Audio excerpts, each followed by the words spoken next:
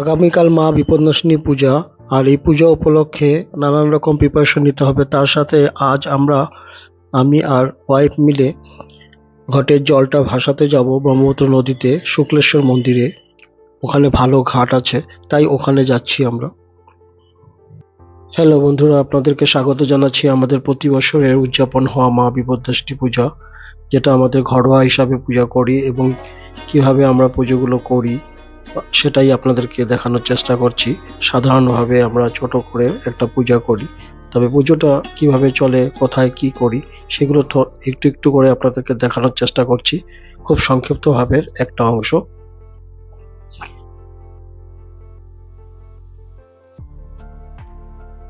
Mrs আগে আগে যাচ্ছে ঘট নিয়ে। আমরা এখন জনার্দন দেবালয়ে প্রবেশ করব বা শুক্লেশ্বর দেবালয়ে প্রবেশ করব। এই মন্দির একেবারে ব্রহ্মপুত্র নদীর পাশেই অবস্থিত। আগে আমরা মাটির মূর্তি দিয়ে পূজা করতাম। মাটির মূর্তি অনেকই খারাপ লাগে যখন বছর শেষ হয়ে কোথাও রেখে আসতে হয়, তাই চিন্তা করে আমরা মার্বেলের মূর্তি রাজস্থান জয়পুরে অর্ডার করি। সেই মার্বেল মূর্তিটা এটা হলো হাই ক্লাস কোয়ালিটির, মানে ওয়ার্ল্ডের number one, number two, number three, 1, 2, 3 ক্যাটাগরিতে যে মার্বেলগুলো থাকে তারই ভিতর একটা দিয়ে এটা বানানো হয়েছে। আপনারা চাইলে আপনারাও অর্ডার করে বানাতে পারেন রাজস্থান জয়পুর থেকে। আপনারা ইন্টারনেটে সার্চ করতে পারেন অথবা আমার ডেসক্রিপশন বক্সে দেখে নিতে পারেন, আমি নাম্বার দিয়ে দিব।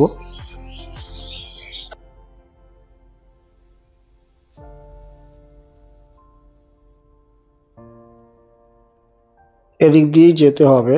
এদিক দিয়ে গিয়ে বাম দিকে টার্নিং নিয়ে ফিরে আবার ডান দিকে নিচে নামতে হবে ঘাটে। সেখান থেকে আমাদের জলটা, মানে ঘটের জলটা ভাসিয়ে তারপর ঘরটা ধুয়ে আবার উপরে চলে আসবো। ডান দিকের এই সিঁড়িটা উঠে গেছে আবার শুক্লেশ্বর মন্দিরের দিকে।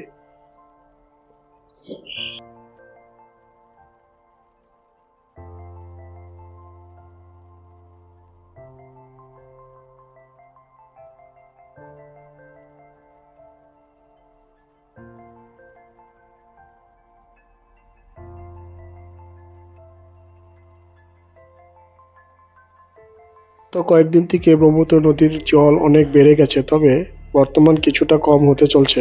খুবই রিস্কি, তাই সাবধানে নামতে হবে।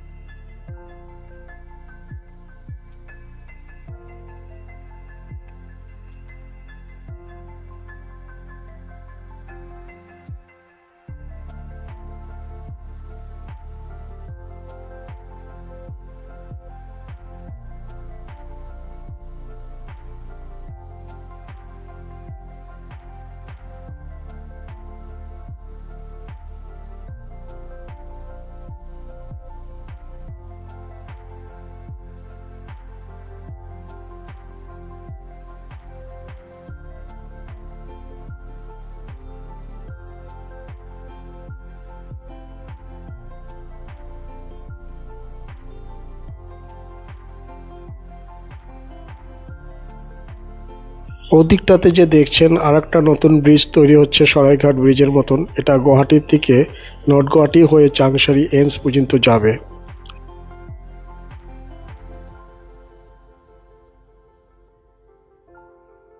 আমিও সাথে একটু জলটা স্পর্শ করে নিলাম এবং মাথায় দিয়ে নিলাম।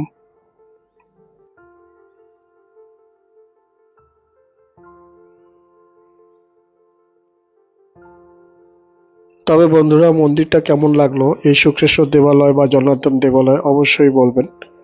মন্দির কিন্তু দেখতে সুন্দর, আর এটা স্টেশনের সামনে। আপনারা এখানে ঘুরতে আসলে অবশ্যই এই মন্দিরে একবার দর্শন করে যাবেন।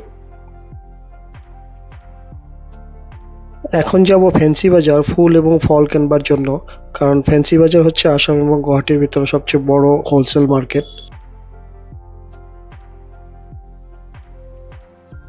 ফুল নেওয়া যাবে না এখান থেকে। একটা গাঁদা ফুলের মালার দাম 100 টাকা চাচ্ছে, অথচ ঘরের সামনে আমার 70-80 রুপিসে পাওয়া যাচ্ছে।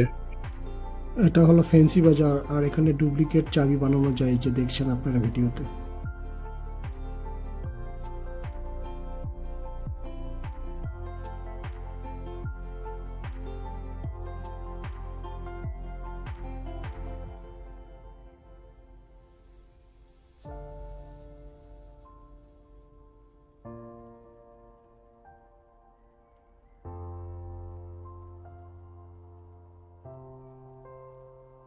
বন্ধুরা, আমরা জানি বিপদ্নাশিনী পুজোর জন্য আষাঢ় মাস শুক্লপক্ষ মঙ্গলবার বা শনিবারের যে কোনো একটা দিন বেছে নেওয়া যেতে পারে।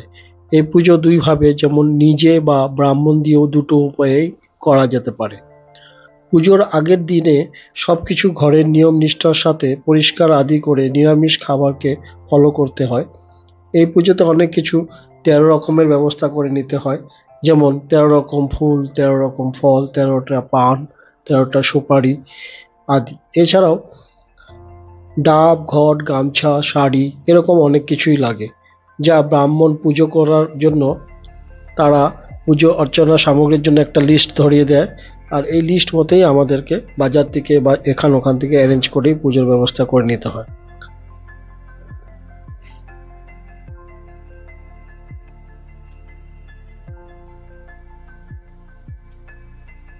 আর প্রতিবারের মতো আমরা এবারও যজ্ঞের ব্যবস্থা করে রেখেছি, কারণ যজ্ঞটা আমাদের প্রত্যেক বছরের পুজোতে হয়।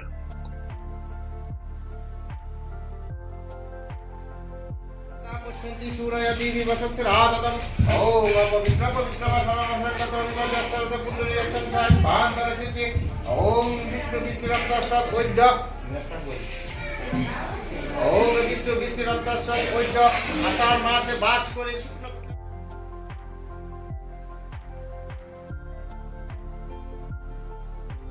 ॐ विद्महे मार्तण्डाय धीमहि तन्नो प्रचोदयात् पंचदेवते स्वाहा ओम श्री विष्णु नारायणे स्वाहा ओम ऐं ह्रीं भगवते दुर्गा देव्यै स्वाहा ओम ह्रीं भगवते दुर्गा देव्यै स्वाहा।